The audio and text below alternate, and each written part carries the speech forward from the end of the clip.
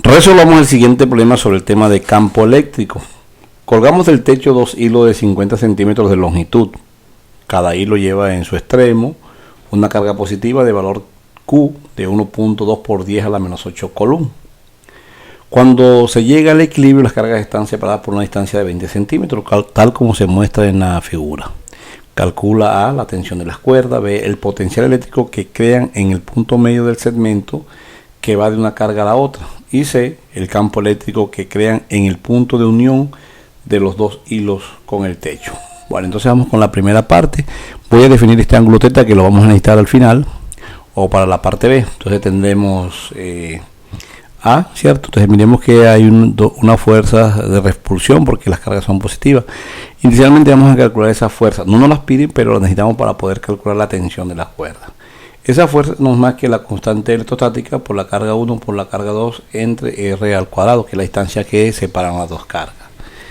Entonces la constante es 9 por 10 a la 9. Miren que las cargas son iguales, entonces si multiplico 1.2 por 10 a la menos 8 por 1.2 por 10 a la menos 8 nos va a dar 1.44 por 10 a la menos 16. Esto fue lo que hice, es decir, esta multiplicación de estas nos da esta expresión. Listo, para que la tengamos en cuenta.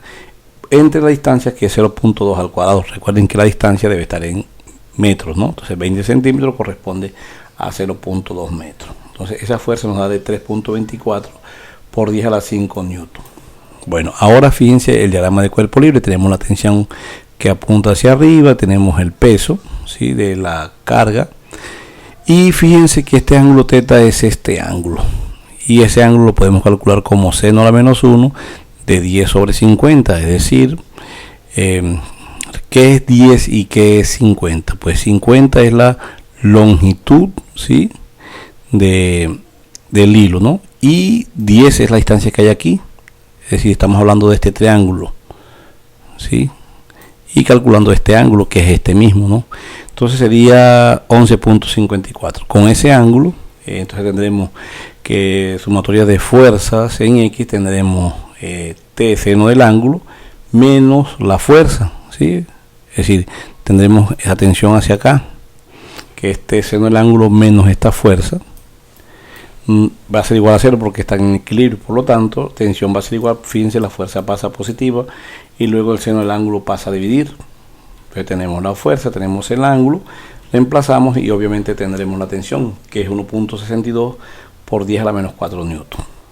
Vamos para la parte B, dice el potencial eléctrico. Recuerden que el potencial eléctrico es la constante por la carga entre la distancia.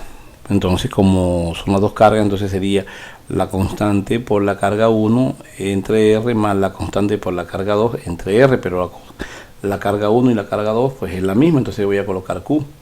Si sumamos esto, pues obviamente es una suma de fracciones con igual denominador, entonces colocamos el mismo denominador y sumamos, ¿no? Entonces nos va a dar 2 constante por la carga. Es decir, que si reemplazamos, sería 2 por la constante, que es 9 por 10 a la 9, por la carga, que es 1.2 por 10 a la menos 8, entre la distancia, porque es en el punto medio, y el punto medio sería 0.1 metros. Listo. Nos da 2160 voltios. Finalmente, voy aquí a coger el borrador un momento. Necesito borrar aquí esta parte. Listo, ya la borramos. Y nos están pidiendo ahora el campo eléctrico. Entonces recuerden que aquí esta carga es positiva, esta carga es positiva, y con respecto a este punto que está aquí, ¿no? ¿Sí? Entonces voy a ubicar aquí el punto, que es este que está acá, y esta carga 1, ¿sí?, el campo apunta hacia fuera del punto, ¿no? Y E2 también 2, que sería esta carga 2. Entonces, E1 va a ser igual que E2, los campos van a ser iguales. ¿Por qué? Porque recuerden que el campo es la carga, la constante por la carga entre la distancia al cuadrado. ¿Cuál es la distancia? La longitud que hay de la carga al punto, y esta distancia es la misma, por lo tanto estoy diciendo que el campo 1 y el campo 2 tienen igual magnitud, es decir, 432 newton sobre coulomb. Pero fíjense, nos están viendo el campo resultante. Entonces, ¿qué vamos a hacer? El campo resultante, como son dos campos que no están en el eje X ni en el eje Y, tienen ángulos, entonces ese campo lo podemos determinar teniendo en cuenta la ley del coseno, que es el campo 1 al cuadrado más el campo 2 al cuadrado menos 2, que multiplica el campo 1 por el campo 2 por el coseno de beta, ¿Quién es beta? Entonces fíjense, voy a colocar aquí el campo 1 y aquí el campo 2, ¿cierto? Lo estoy proyectando.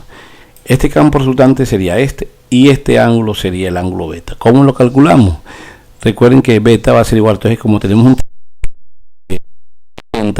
menos este ángulo, es decir, ¿y este ángulo cuánto mide? Este ángulo es el ángulo teta, sería menos 2 que multiplica a 11.54, es decir, que el ángulo beta valdría 156.92 grados. Entonces con este valor vamos aquí, tenemos E1, tenemos E2 y reemplazamos, ¿cierto?, todos estos valores y le sacamos raíz y nos da 846.53 newton sobre Coulomb.